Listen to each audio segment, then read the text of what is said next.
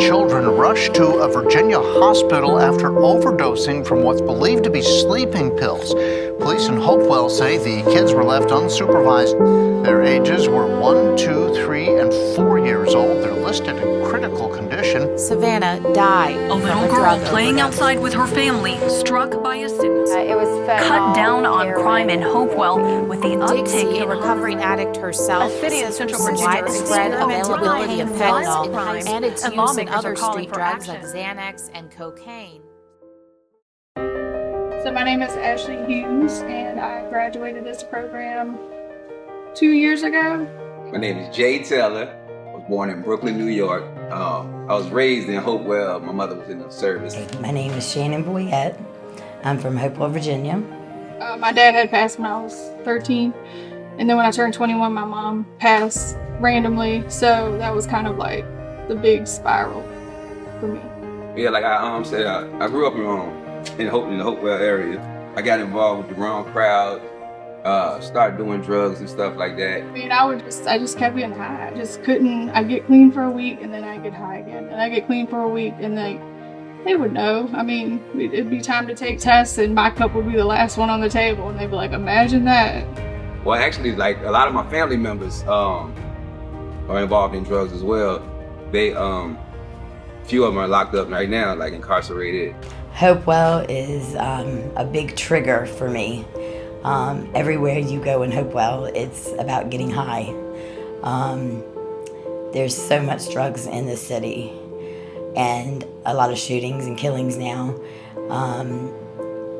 Everywhere I go in Hopewell, I pretty much feel triggered to do drugs. You can get it on any corner in Hopewell. At the time then, I was doing pills, and I had been clean a month. My mom helped me get clean, but once she passed away, I gave up, and I started robbing people and ripping them off and shooting up and just doing everything I could to be numb. My husband had a 3-year affair, and I was devastated, and I ran away from home and got on drugs. Met someone who abused me and shot me, and got heavier into drugs after that. Thought that I was okay, but I was not.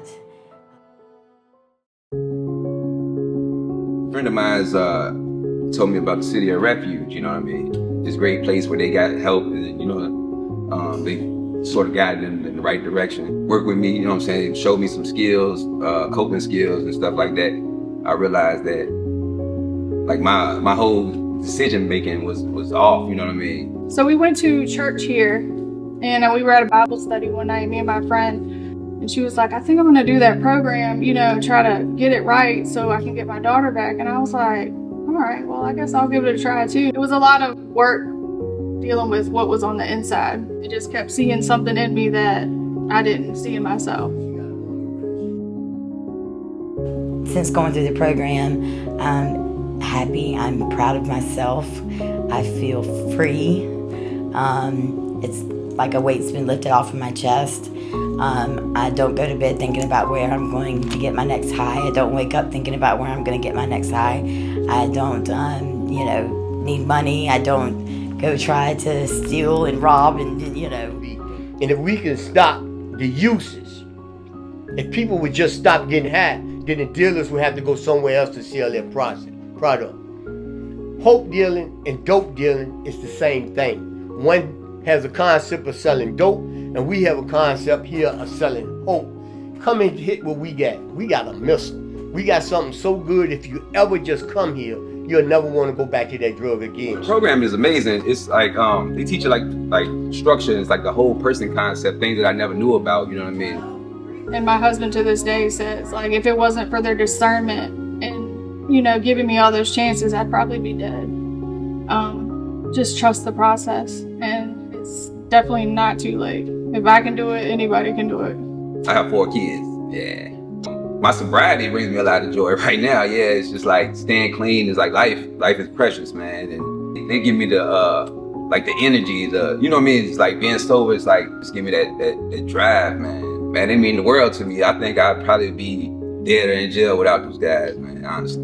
I would like everyone to know that City of Refuge saved my life, and that's without a doubt. I believe that without City of Refuge, there's no telling where I would be. Like I said, either dead in jail, mental house, or something of that nature. But I believe the City of Refuge can help anyone who's willing to help themselves. We need all the support we can get here to keep this program alive because there's so many people that need it. Well, thank you for coming tonight. And as you've seen from the stories that you've heard over these last few minutes, that there have been many lives that have been impacted by the City of Refuge Recovery Center. As we have seen these lives being transformed by the investment that each of you have made and many others have made to help people that are struggling with crisis, it has helped us to help our community and our families reach a better place. There's still much work to be done. We know that as we look toward the future, that we need to create greater support and wraparound services for those that are struggling under the weight of addiction and also their families who have to bear much of the brunt of the struggle that takes place. We'd like to provide another sober home for women in this community.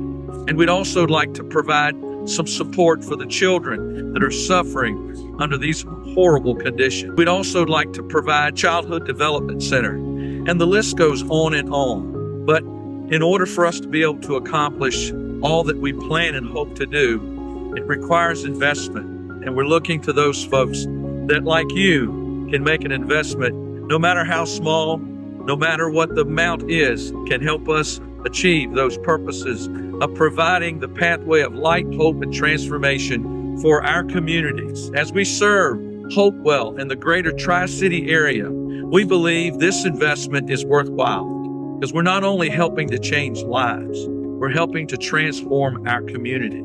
Our community needs this. And because we partner together, we're able to see great and wonderful things happen. Thank you for the investment. Thank you for being here tonight. And as we continue to partner together, I believe we'll see great days ahead. God bless you.